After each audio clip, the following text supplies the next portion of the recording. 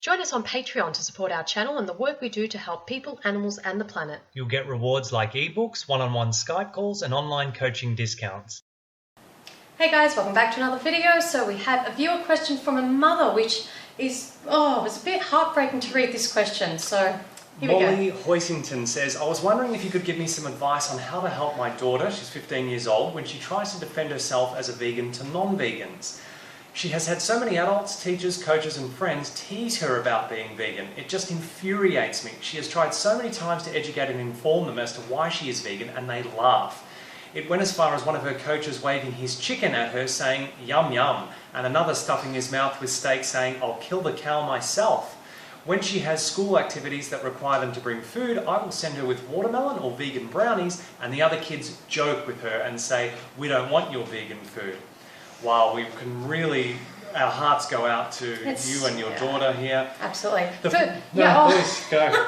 First thing is how wonderful that mother and daughter are both vegan. Well done. Yes. And at least you have each other for support. We get so many messages from teenagers Who are isolated and lonely because they have no support from their family members, including their parents, who mock and ridicule them in the same way that this young girl's teachers and coaches and friends are doing. won't even buy them vegan food. It's ridiculous. That's another video. Yeah. So we have made a video on this topic a long time ago. We'll link it here, but we wanted to readdress it. The first thing that comes to mind for me is Mahatma Gandhi's quote. First they ignore you, then they laugh at you, then they fight you, then you win. So this can be said of many forms of social injustice, can't it? Basically, unfortunately, welcome to the wonderful world of being vegan. You're going to face this from day dot, from not everybody, but the majority of people that you come across are going to be resistant. And the reason being, you are challenging people's core belief systems of carnism and speciesism, and they will fight to defend those until the death. Yeah, remember, this is a 10,000-year-old practice of herding animals for food. Margaret Mead said, it's easier to get a man to change his religion than it is to get him to change his diet. And she was right. Absolutely. This is so ingrained, entrenched in our culture, our identity. Culturally indoctrinated from birth. Yeah, this is full on. You know, this is why your daughter, this is why we all face so much resistance. Now, and people are feeling guilty subconsciously about their way of living that they know is cruel to animals. Yeah, because you're holding up a peaceful mirror. You're saying, hey, here I am, still alive, fit and healthy and doing great, and I'm not killing anyone. And they're saying, what are you doing? No, I don't want to look in that mirror. I want to look in my mirror that says you're unhealthy and you're going to drop dead tomorrow of a protein deficiency, so I can keep eating my KFC. Because I don't want to change. Yeah. Alright, so one of the things that I found really distressing when reading this question was that your daughter tries to defend herself as a vegan to non-vegans. No defending yourself. And I know that sounds kind of strange. And we've done it before early on, and now we've sort of realised, no, it's actually non-vegans that should be defending their harmful and cruel ways to vegans. Yeah, because put it this way, you don't go around saying, I'm defending my right not to beat my wife. I'm defending my right not to molest children. Yeah? I'm defending my right not to be racist or sexist or ageist or whatever, ableist.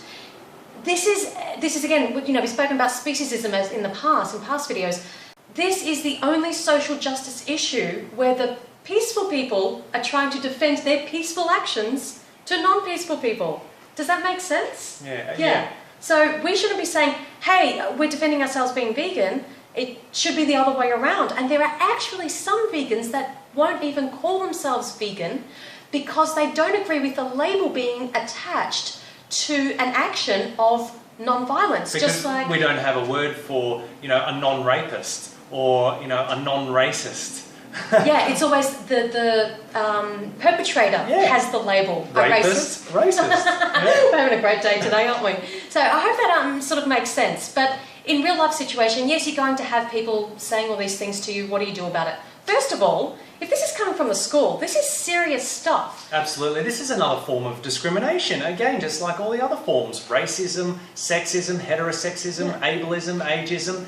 This is serious harassment to your daughter. I mean, can you imagine if your daughter, maybe your daughter's Muslim, for example, and they were ridiculing, rubbishing her for her religious beliefs hijab or something, you know? That is completely You could sue unacceptable. the school and you would win. Any lawyer would be able to win that case. Yeah. So first of all, we would actually be taking it up with the school as a serious matter. This is serious Discrimination harassment. on ethical grounds. Yeah. So definitely take it up with them.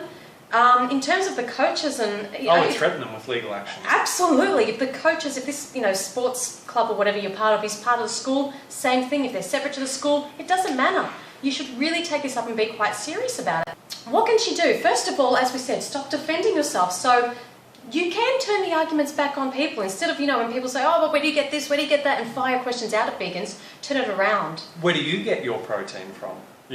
Most people go, oh, I get it from meat. Well, where does the cow that, is your meat get it from? Grass, which is a plant. So turn things around. Also, you might want to, have your smartphone, iPhone, whatever, with some, animal cruelty footage on there, like Mercy for Animals Farm to Fridge. Yeah. And, just flash up something like that when they, mock you. Yeah, we're seriously thinking of that being a new tactic. Every time, if someone's throwing a chicken wing or whatever in your face, as you said, just play a segment of Farm to Fridge. Just literally put it in their face. And they would completely freak out. Have it poised and ready at what particular minute of the video that you actually think is very striking, and play it to them. Don't even say anything. Yeah.